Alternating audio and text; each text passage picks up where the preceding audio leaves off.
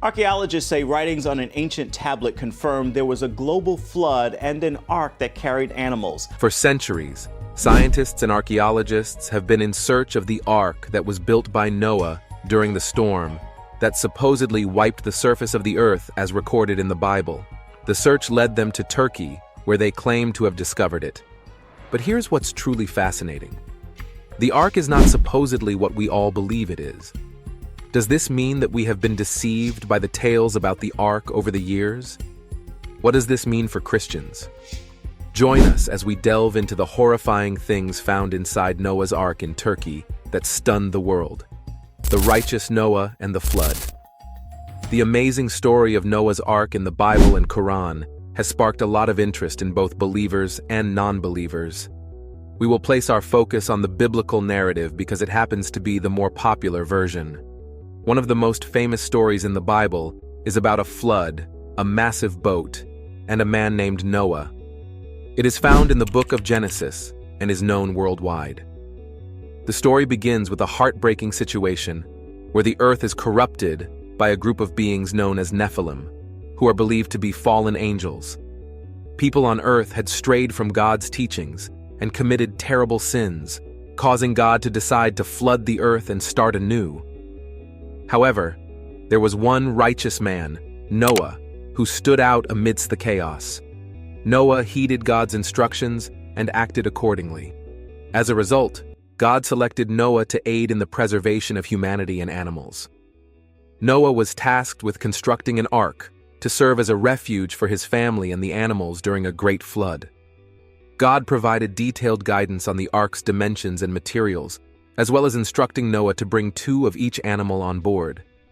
Although the flood would devastate the world, the animals would be protected and able to repopulate after the waters receded. Noah diligently gathered the various species of animals in preparation for this event. His hard work began with constructing the ark according to specific measurements and materials, although it is uncertain if he had any assistance. Eventually, the flood arrived, with rain pouring down for 40 days and nights, submerging the land and mountains. Fortunately, Noah, his family, and the animals were secure inside the ark, floating safely atop the floodwaters during the storm. When the rain ceased and the waters receded, the ark eventually landed on a mountaintop, allowing Noah and the others to finally exit. God was pleased that Noah had obeyed him and promised to never flood the earth again. He created a rainbow as a sign of this promise. Despite this, there have been other stories of major floods affecting civilizations since then. Real-life events and myths can only be understood over time. Let's examine some of them. Mesopotamia, one of the world's oldest civilizations, has many myths about a great flood, including the Epic of Gilgamesh, which tells the story of a man named Utnapishtim who builds a boat to survive a flood sent by the gods, similar to Noah. The boat was designed as a cube with 6 floors, which resembles that of Noah's. The Gilgamesh story narrative is that floods were of importance in Mesopotamia, and this may have even influenced the Bible story. In ancient Greece, the writer Herodotus, who was also known as the father of history, mentioned the ark in his book Histories. According to him, the ark landed in the mountains of Armenia near modern-day Turkey. This is one of the earliest examples of someone proposing a specific location for the ark, a snowy mountain which is called Mount Ararat. Herodotus's account led to centuries of exploration and hunting, with people searching Mount Ararat for the ark. Though ancient, these stories of the flood and the ark seem to be fascinating because back then, people related and told the stories of the ark as a myth or a legend. For the Mesopotamians, the story of the flood reflects their belief in their powerful gods who could punish the human race with flood. For the Greeks, the glory of Mount Ararat can be described as a resting place for such a legendary boat. All these captivating tales from Mesopotamia and Greece show how the stories flying around about the flood appear differently in every individual imagination and what it supposedly means to every person over the years. Even if no one is sure about the existence of the ark and its actual location if it exists, the search for this ark has continuously buttressed the ancient people's perspective about the world and the role they play in it. The search for this ark has also brought to light the fact that humans have a great ability to adjust to any situation they might find themselves in.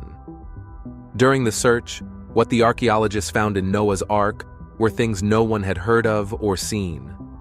The interesting question that piques everyone's curiosity is this: how did the archaeologists come about this shocking discovery? The role of technology in the hunt for Noah's Ark. The normal way of hunting for people in the past was the simple use of barefoot during searches with little or no equipment. Through the help of science, we have advanced technology that helps to make work or jobs easier and faster to undertake. The first technology tool that was invented was a satellite picture that helped to capture a closer view of the whole Earth. Imagine how exciting it is to be able to see what the Earth you exist in looks like. The usefulness of a satellite is to be able to circle the planet and get detailed pictures of what it looks like. These pictures are used by archaeologists to search for old buildings or buried treasures that have proven difficult to find. In the year 1970, an archaeologist decided to make use of the satellite picture to search for the Ark in Turkey, on Mount Ararat. While searching, he saw something that was shaped like a boat and had a resemblance to that of Noah, so he thought he found Noah's Ark. However, after a close check by the scientists, they realized it was not the Ark, making it another dead end with disappointment. The next technological tool was the use of drones. Drones are small-shaped airplanes that can fly as high as possible and are controlled by the group using a kind of remote or switch. They can fly close to the ground and are used to capture high-quality videos and pictures of places that might be difficult to reach on foot, like rivers, thick forests, and mountains. In 2014, a drone was used by a filmmaker to fly around Mount Ararat. The drone captured the beauty of the mount, but still could not get any pictures of the Ark. Using drones, in 2017, some group of scientists were able to capture some interesting images of rock formations that can be worth checking out later by curious researchers. Despite the use of drones in the search, there was still no positive feedback. Even with the application of all these sophisticated technologies, finding the Ark still proved to be a challenging task as they continued to hit a dead end. Mount Ararat can be a very tough place to work, especially with the combination of the bad weather and hilly, rough mountains, and the fact that pictures can be very focused, especially when it is not taken up close. The rocks can be confused with a boat. All these factors make the Ark more hectic. During the search, scientists must join hands with local people from various countries that are involved to ensure that they are doing things the right way and by these states' rules and regulations, and that if eventually the Ark is found, it should be treated with care, as it would represent a very significant place for many people, especially tourists. Somehow, Mount Ararat has managed to be successfully linked to the story of Noah's Ark. Its massive, curved wooden ships resting on the slopes have managed to leave people fascinated for years. Over the years, the story of Noah's Ark has stricken the interest of many scholars as well as religious people, most especially people practicing Christianity. Different people have tried to challenge their imaginations and try to capture in their minds what the Ark looks like and try to bring it close to the original version that was described by the Bible. What it exactly looks like is still a myth and mystery that is yet to be unlocked. In 2024, this famous legend suddenly becomes a reality as reports assume that Noah's Ark has been discovered in Turkey, and for the first time since its search, the contents of this Ark are being revealed. Now, not everybody is going to believe or accept every hook and line that the reports suggest. These people go the extra mile to investigate, experiment, and then draw their conclusions, which proves to be amazing most times. In the quest to actualize the theoretical aspect of this discovery, an international team of archaeologists was put together, and this team consisted of mainly Turkish and American researchers, which were supported by private investors and universities. Together, they unveiled everything that was hidden beneath the rough terrain of Darupinar. During this course, this group of scientists also discovered something extraordinary that is hidden beneath the Earth's crust. Despite the unclarity, they were determined to get to the bottom of this special discovery. High-tech machinery was introduced to uncover the huge and lengthened structures that were buried far beneath layers of ice and rocks. With the help of this machine, the excavation process lasted for weeks before it struck a huge discovery: a 400-meter wooden ship that stood on top of the Turkish mountain and was still in good condition due to the availability of ice in the mountain. This discovery left the world in shock. The excavation was done with the combined effort of technology as well as hard work. The drones were later employed to map out the structure, and lasers were used to carefully remove layers of rock. The size and complexity of the Ark were revealed as each part was uncovered. One of the explorers present gave a detailed description of what the structure looks like. According to him, it had several compartments that were cascaded with wooden bars. He believes that these compartments were the various houses that were built for the animals that made it into the Ark. According to a post made on Steemit, the accuracy of the structure found in Noah's Ark is certainly not 100%, but about 99.9% accurate. After this big reveal, several questions have been raised by people. One of these many questions is, when God made up his mind to wipe the earth with a flood, did he input Turkey as the final destination for the Ark? Now, on first thought, this question might seem or appear unreasonable, but then, one thing this kind of question does is to stir the window of imagination of people. The fact that Noah's Ark was able to save both humans and animals during the flood has left people fascinated for centuries. The question remains, where exactly did this boat end up after the flood disaster? Over the years, different stories and ideas have evolved to show how much interest people had in finding the location of this ark. According to the Bible, the mountain of Ararat was the resting place of Noah's Ark, and this was established in Genesis chapter 8, verse 4. But this passage did not specify the actual mountain which the boat rested on. Talmud, an old Jewish writer, has suggested Mount Judi in southeast Turkey to likely be the resting place for Noah's Ark. This occurred in the 7th century BC, and people had accepted that it was Mount Judi in southeast Turkey. Even the early Christian writings and the Quran supported this claim. After that, Mount Ararat took over and became popular in the 13th century. This change could be due to political reasons or different ways of understanding the former writings on the Ark. As the quest for the Ark continues, we come across different expeditions, one of which is John Nuri, who had claimed to find the Ark on Mount Ararat. And this claim captured the attention of many. However, as time went on, the later expeditions began to face different challenges, such as political restrictions and rough terrain, and because of these difficulties, nothing specific was found from the quest. Another set of believers are those who believe that Mount Ararat represents a flooded environment and try to connect it as a resting place for the Ark. Though this claim or belief has been contradicted by those who believe that it is simply a myth or an untrue story as they put it into reasoning and question how many animals could have fit into the boat. Some people focus on Mount Judi as another alternative for the Ark, and this perspective has backings from the Bible and even the Quran and some other Christian set. Other people claim that the Ark is nowhere around Turkey, but in Iran, Iraq, and other far unreachable places. Even technologies or the Satel Picture Store and Raiders showed interest but still found nothing because of the changes in the environment. Another story concerning the search for the Ark emerged.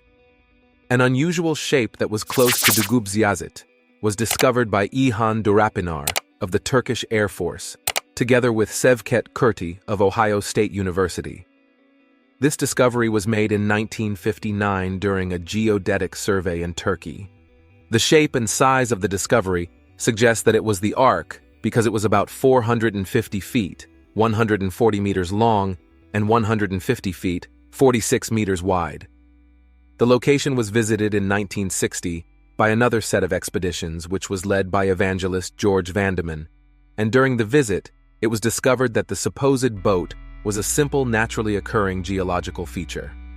Ron Wyatt reignited interest in the site during his visits in 1977, 1979, and 1984, leading to its designation as a national park by the Turkish government in 1986.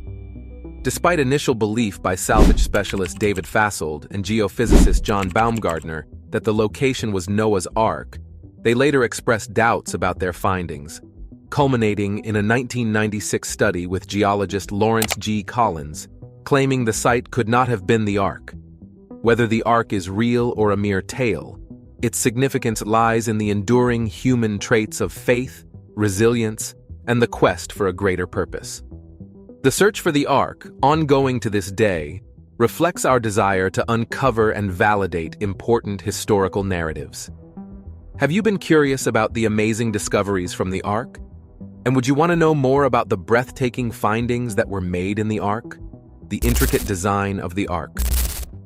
In the biblical narrative, God instructs Noah to construct an ark from gopher wood, a material interpreted differently as either cypress or a strong, durable wood. Noah was given specific dimensions for the ark to begin construction. It was measured at 300 cubits in length, 50 cubits in width, and 30 cubits in height. While the exact measurement of a cubit is uncertain, it is estimated to be between 18 and 21 inches. The massive vessel would have been around 437 to 513 feet long, 72 to 87 feet wide, and 43 to 51 feet high. The design included 3 stories, which was necessary for housing the animals and supplies. The method of accessing and dividing these levels is not explained in the Bible, with some suggesting the use of ramps or internal staircases, but this remains ambiguous in the scripture. In the Bible, it explains how God emphasized the importance of waterproofing by instructing Noah to coat both the inside and outside of the boat with a substance that would protect it from the flooded water. But it was not explained how light supposedly entered into the ark, which caused a debate as to whether there was a window or some sort of opening constructed for that purpose. Now, the beautiful part of the ark was the purpose for which it was created according to the scripture. God commanded Noah to bring into the ark 2 of every kind of living creature, a male and female respectively. Even though the text does not specify how he was able to house a large number of animals, given the size of the ark, it was not impossible. Despite the provision of the exact size and measurement of the ark, there have been several contradicting stories. Some are still in disbelief that the ark was a real ship, built and designed as God commanded. The first edition of the Encyclopedia Britannica from 1771 describes the ark as factual. It also attempts to explain how the ark could house all living animal types. Boutio and Kircher have proved geometrically that, taking the common cubit as 1.5 feet, the ark was abundantly sufficient for all the animals supposed to be lodged in it. The number of species of animals will be found much less than is generally imagined, not amounting to 100 species of quadrupeds.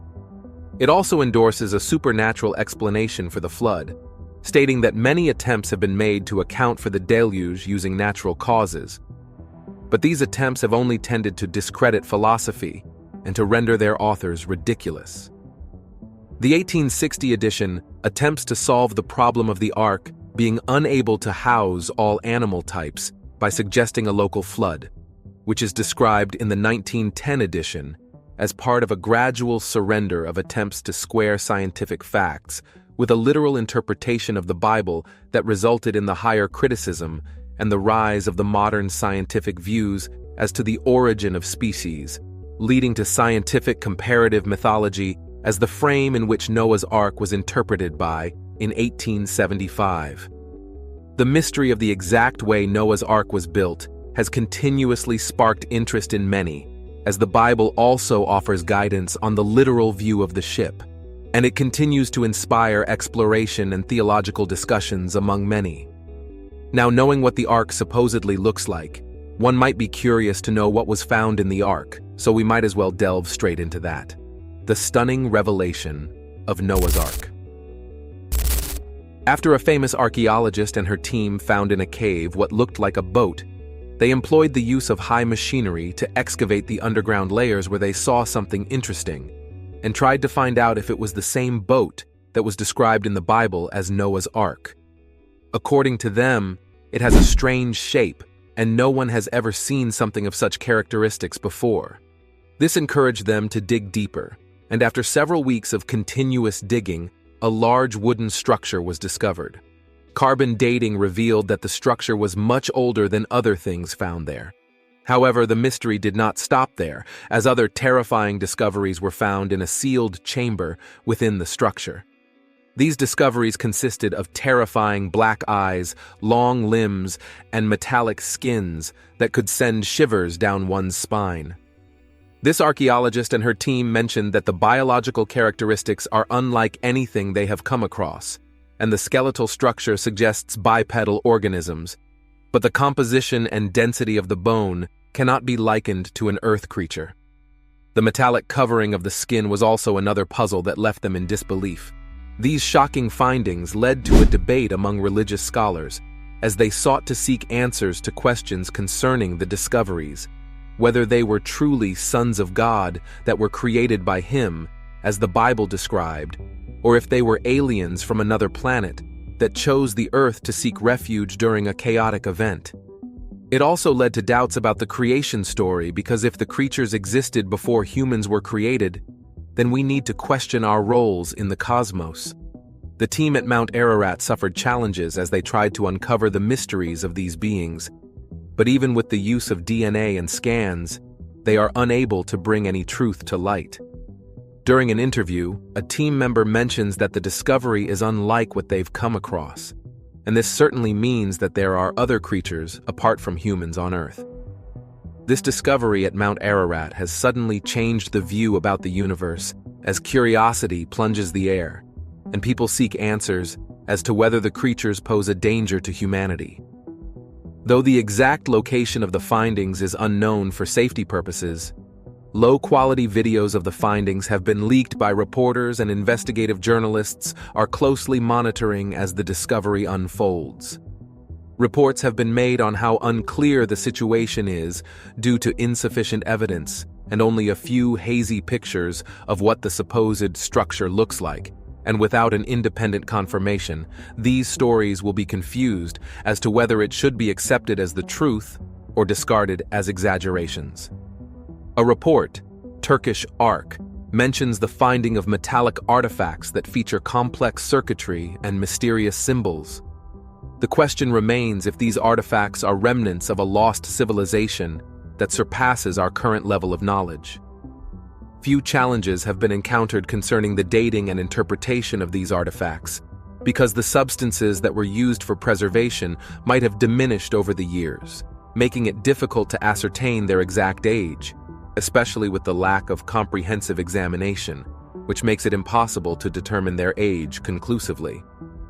Focusing our attention on confirmed archaeological findings from excavations in Göbekli Tepe, Turkey, it revealed intricate megalithic structures that date back to 10,000 BCE. These discoveries show how creative the ancient societies were without the use of any advanced technology. Scientists have questioned the credibility of these findings and wonder if we might be onto something beyond our level of technological utility. Who were the Nephilim?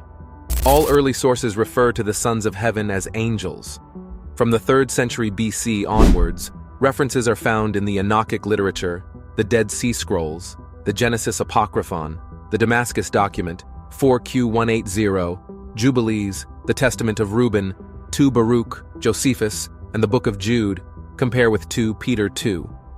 For example, 1 Enoch chapter 7, verse 2 says, "And when the angels, the sons of heaven, beheld them, they became enamored of them, saying to each other, 'Come, let us select for ourselves wives from the progeny of men, and let us beget children.'" Some Christian apologists, such as Tertullian and especially Lactantius, shared this opinion. The earliest statement in a secondary commentary explicitly interpreting this to mean that angelic beings mated with humans can be traced to the rabbinical Targum Pseudo-Jonathan, and it has since become especially commonplace in modern Christian commentaries. This line of interpretation finds additional support in the text of Genesis chapter 6, verse 4, which juxtaposes the sons of God, male gender, divine nature, with the daughters of men, female gender, and human nature. From this parallelism, it could be inferred that the sons of God are understood as superhuman beings. The New American Bible Commentary draws a parallel to the Epistle of Jude and the statements outlined in Genesis, suggesting that the epistle refers implicitly to the paternity of Nephilim as heavenly beings who came to earth and had sexual intercourse with women. The footnotes of the Jerusalem Bible suggest that the biblical author intended the Nephilim to be an anecdote of a superhuman race. Superhuman, in this context, refers to the extremity of their wickedness. Some Christian commentators have argued against this view, citing Jesus' statement that angels do not marry. Others disagree since Jesus also compared angels to men, thus implying the former's ability to have sex. Angels are also never explicitly described as being incapable of marriage. The absence of marriage among angels can be thus compared to willful celibacy. Evidence cited in favor of the fallen angel's interpretation includes the fact that the phrase, the sons of God in Hebrew, or sons of the gods, is used twice outside of Genesis chapter 6, in the book of Job chapter 1 verse 6, and chapter 2 verse 1, where the phrase explicitly references angels. The Septuagint manuscript Codex Alexandrinus, reading of Genesis chapter 6 verse 2, renders this phrase as the angels of God, while Codex Vaticanus reads sons. Another modern view that aligns with the fallen angel interpretation includes Nephilim being the offspring of demon-possessed men and women. Thanks for watching. Let us know what you think about what was found in Noah's Ark in the comment section. Don't forget to like and subscribe to the channel for more interesting videos.